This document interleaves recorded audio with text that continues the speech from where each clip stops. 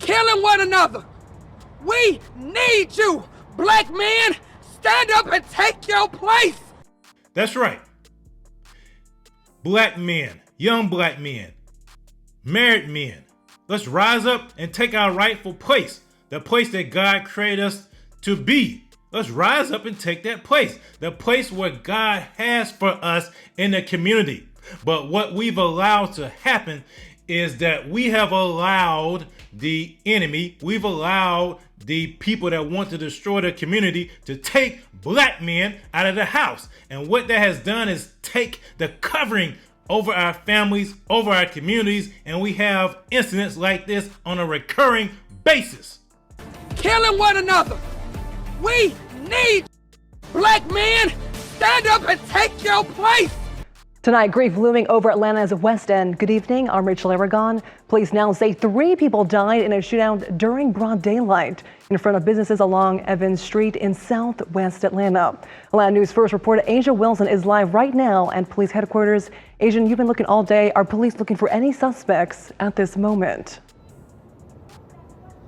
Well, Rachel, at this time, Atlanta police say they're not looking for anyone else, adding that this was a targeted shooting and everyone involved is now dead. Now, earlier today, I was at that very emotional scene where I spoke to a business owner who says that he saw everything that happened tonight. Heartbroken loved ones sitting in urgent plea.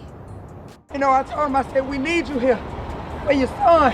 Christina Gaddis, filled with tears and many emotions. Told her, you out here, you do got something to live for. After seeing the very spot her grandson's father, 20-year-old Jacoby Maddox, took his last breath on Saturday afternoon on Evans Street in Atlanta's West End. Julius Khalid, owner of YG Urban Cafe, embracing her with a hug after witnessing the unthinkable outside of his shop. I saw a senseless murder of 3 young black brothers in the community, and I watched one of them take his last breath. Atlanta police say a man approached 2 people and began shooting at them. One of them returned fire. All 3 ultimately dying from their injuries, including a 17-year-old man, a man in his late 30s, and Maddox, who has a 1-year-old baby. Now we have to watch this beautiful baby boy grow up without a father. Kiwi Ashmead is Maddox's aunt. He was a tall, gentle giant, very respectable. She just spoke to him Friday night, not knowing that would be their last conversation. We're all supposed to go on a family vacation next week, and now we're not going with my nephew. Instead, we have to bury up my nephew. Loved ones now left to cope with the new reality and are sending a message loud and clear. Put the guns down. Put the guns down, put your fists up. Fight it out. At least you can come back and live another day. Stop killing one another. We need you, black men. Stand up and take your place. And you have that grandmother saying something that needs to be said. That plea has been said over and over and over again. When are black men gonna take their place? When are black men gonna rise up and stop buying into this secular, humanistic ideology that wants to destroy us? We have to return to a biblical order. Our community is out of order. The black community is out of biblical order. That's why we have so much dysfunction, so much chaos, so much death, so much destruction in our community.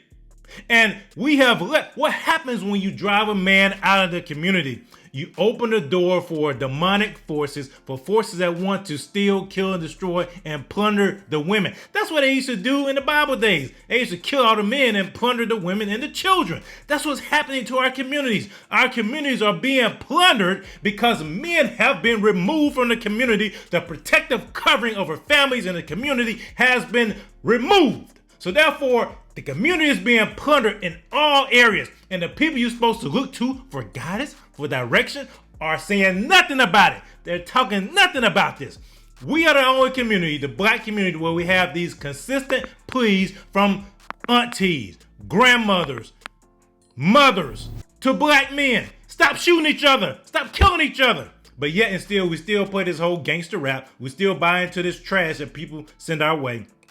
And we blame we let these people in Washington, D.C., Joe Biden and these other people stand up here and say white supremacy. We let people like Ibram X. Kendi and all these race hustlers tell us that white supremacy is the number one threat. People like Sonny Holston say to us that white supremacy is the number one threat. No, the number one threat is each other. We're each other's number one threat, especially young people. We need to recognize that fact. Stop sugarcoating it. Until we acknowledge it and recognize the problem, we'll never do what is necessary to correct it. It starts with recognizing the issue, understanding the solution. The only solution is turning back to God, a real relationship, not this fake Christianity that we have in our black churches, but a real relationship with God and restoring the biblical order. Stop listening to places like the Shade Room and other places like that. Understand what it means to be a biblical man, what it means to be a biblical woman, biblical masculinity, biblical femininity, working together as a unit, a family unit, coming together, working together, not tearing each other apart. All the media and all the culture wants to do is tear us apart. We must come together. Otherwise, you're seeing genocide take place in our communities. Why do you think the black population continues to hover at around 12 or 13%? You got abortions, you guys killing each other. Simple as that. Shooting each other constantly. This is a constant refrain in every big city because the fathers have been kicked out. The young men have no guidance, have no direction. They have no value of life because they feel that nobody values their life. They're hopeless. And so what does that mean? They turn and shoot at other people. Then you got these stupid politicians, BLM, talking about defunding the police. Sorry, y'all. I just had to get on my soapbox for real because this is something that I'm passionate about. Because I see young people's lives being destroyed every single day, but yet, instead of hearing people talk about it, all they want to talk about is white supremacy. White supremacy is not the issue. We are the issue. We are becoming victimized every single day. And I say it all the time on this channel. We're not victims. We are empowered for greatness. Let's recognize that. Let's change this. Otherwise, we are done as black people.